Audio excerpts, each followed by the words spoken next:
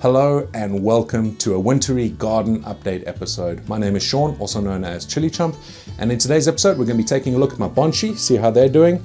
We're going to be checking in on the seeds that we planted in the last episode and see what progress we have there, as well as check in on some seeds that I've planted since then. And finally, we're going to be taking a walk outside in the wintry snow and seeing what's going on with my Chilli Cross in the grow shed. My Bonchi are really doing well. They are establishing themselves in the new environment they're in. It can be a bit of a shock for some plants to suddenly be in a small pot like this, but I think they're doing okay. There's a little bit of light growth you can see on some of the leaves, so a little bit of yellow. That's not too much of a problem because the majority of these are nice deep green. I have started supplementing with some very diluted seaweed feed. In fact, you can see some of it over here. I just water these occasionally using the same kind of watering method that I use with my normal plants. I give them a good soaking and then I leave them alone for a good few days until I can see that there's pretty much no water inside. You can feel by the weight of these plants. And they're doing quite well. Like I said, a few light leaves. I have been plucking some leaves off, and I think that's just because there's quite a bit of excess leaves popping out on these nodes. This plant is desperate to grow, and I want to channel its growth through to little branches popping out rather than just a bunch of leaves like you can see here. But that will happen. It'll take a bit of time and we'll have a fantastic tree-looking plant over here. This one here is doing well as well, and we can see the roots popping out of the soil here. I could take off some of these dead roots because there's a dead dry root, so I could pluck that off, but I don't want to play with this too much because you can see I have pushed some of those root ends into the soil. I wanted to create a similar structure to that with a nice thick roots popping down and having the gaps through there. I don't know if you can make that out, but lovely little gaps between these roots. I'm going to do a very similar thing over here, and hopefully these roots establish themselves well enough to be nice and thick like that one over there. And it looks like it is working with a couple of them, but like I said, I don't want to fiddle with it too much, like taking off these dead ones, because I could damage the living roots. So we'll leave that to continue establishing itself, and I'm sure it'll do just fine. But we can see by all the new growth that's coming through, this plant is pretty happy. So that's it for the Bonchi. I'll keep you updated through the season.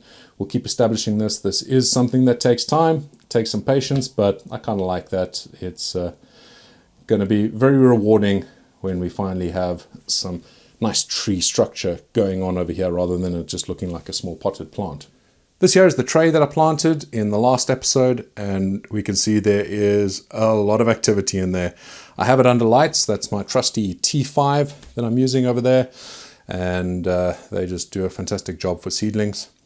I have a second tray that I've started up about a week ago. If you have a look at my update spreadsheet, you'll be able to see which varieties I've actually put in there. And there have been a couple that have come up, so it's time for me to actually get my second grow light, which is back there, over this. And it's another T5. I just need to find the hangers, those ropes that hold the light above the plants. To always be a bit careful when you take these lids off, because all that water accumulates, all the condensation, and yeah, you don't want that spilling on the carpet. So I'm just going to carefully pour that into the tray so I don't upset Mrs. ChilliChump. And we can see there the plants are looking pretty good. There's a couple small issues here that I need to address, and I'm not too fussed about it just yet. But yeah, they need to be sorted out. In particular, this one down here, it's just growing leggy, and I'm not too sure why. I need to check my bulbs. I have a meter that I can use to test that the bulbs are still putting out the output I expect. But if not, I do have some spare T5 bulbs. We can see that the other plants are pretty much establishing themselves quite nicely. There's a little bit of this problematic issue here, a little bit of dead leaf coming through, and I don't know whether that is bacterial, but I'll keep an eye on it. And there's still a lot of new growth coming through in the middle there, so I'm not entirely worried about it, but I'll keep an eye on it and hopefully it doesn't spread. We have it on this as well. It's only on some plants, not on all of them.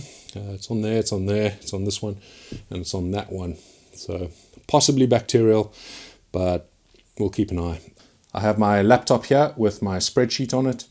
It allows me to just keep an eye on which seeds have popped up. So let's take a look, see which ones haven't come up. You can see there's obviously a few spots that there is no germination just yet. So let's see which ones those are. Let's start on tray 1, which is this one here. So what are these two?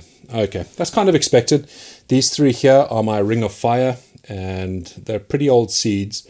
So I wouldn't expect them to be in a rush to germinate if they're going to germinate at all. We'll keep an eye on them, see how they're doing. This row over here as well does not have anything coming up above the soil. And that is, again, older seeds. These 2 here are my super chili from, I think, about 4 years ago. And these 2 here are Fatali seeds, which I think are probably 3 or 4 years old as well. 7-pot Primos over here. So this is another 7-pot Primo from some of the seeds that I bought this year, because I obviously have some that I kept over from last year. But these are the ones I bought this year. Those 2 have come up. And that one over there as well, it's another 7-pot Primo, and there's another little seedling over there. But this one over here hasn't come up, but that's also a 7-pot Primo. And then Scotch Brains, that's this one here. Actually, I'm quite keen for that one to pop up. If it doesn't come up, I'm going to have to plant some more, because I really do want to grow some of those. They look quite interesting. But I think, again, those might be older seeds. The back 2 over there, that's a Butcholokia, which, again, very old seed. If you watched my last episode, you'll know that Butcholokia, I think it's more than 10 years old. Well, it's about 10 years old, I think. 7-pot Habanero, that one over there. We have one at least germinated over here, but this one here has not germinated. What else do we have? We have Naga Brain Chocolate, these 2 over here that haven't popped up. But Maruga Chocolate, those 2.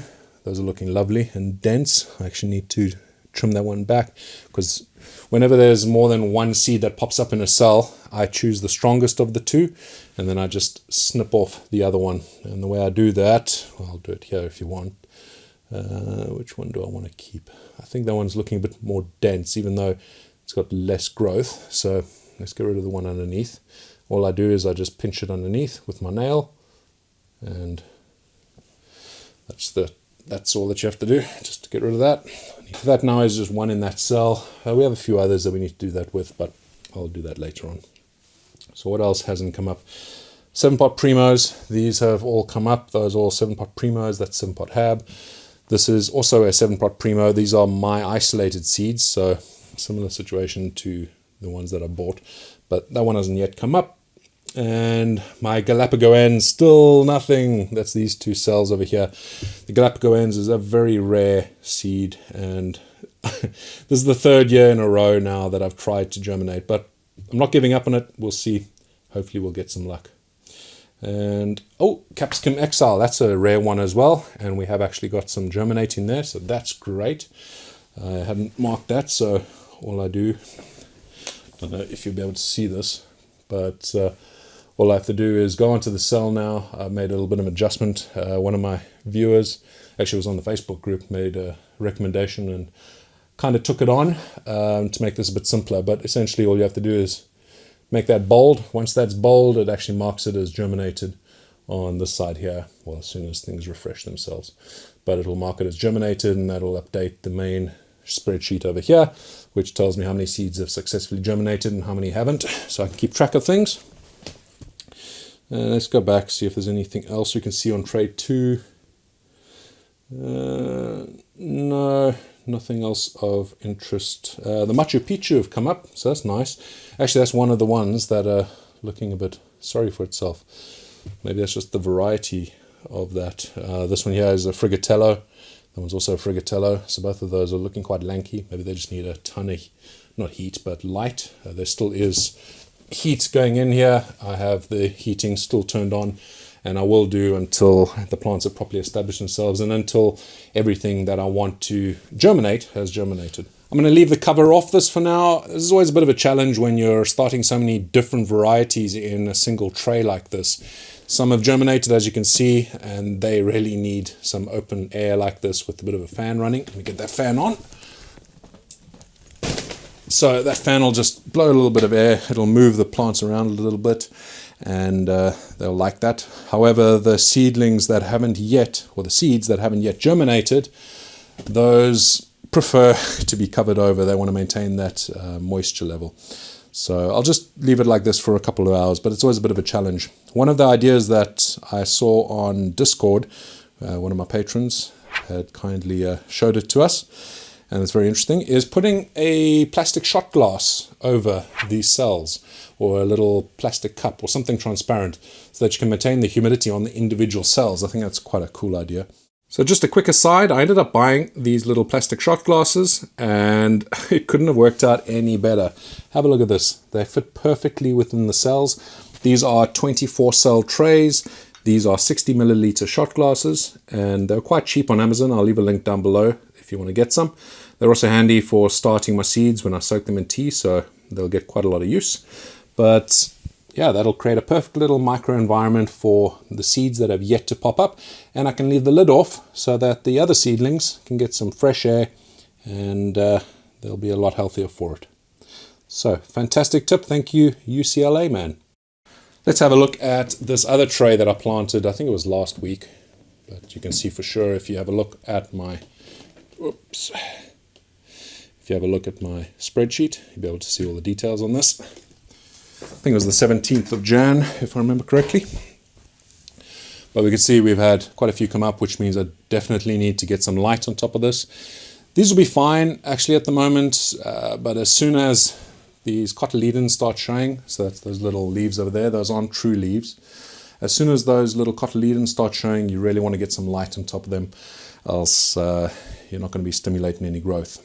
So once this has germinated, and you still have a little bit of time until you need to get light, but honestly the way I do it is as soon as I see the little curls popping up, I get the light over it just to give them the best chance of success. So let's see which ones are those that have come up. Okay, they're all Jalapeno Farmers Market. Those came up very quickly. This is from the ChilliChump seed kit. So all 4 of these, there's one popping up over there. I don't know if you can make that out in the camera, but those have definitely come up. So that's a Jalapeno Farmers Market. Those are the ones with the heavy corking. Really looking forward to seeing how that turns out. If you have a look on the sheet, you can see tray number 4 is this guy over here. And which ones have come up? That's 3rd down. Erotica. That's this one over here. And the one below it as well, that's also Erotica. You can see that's coming through there. Got some dirt on top of it, but there's one that's popped up there. And that one down there, number C5, is a jalapeno brown. So the jalapenos are really quite keen to start growing. But I'm sure we'll have plenty more popping up soon. It's about that time that these guys will start getting their leaves up above the soil.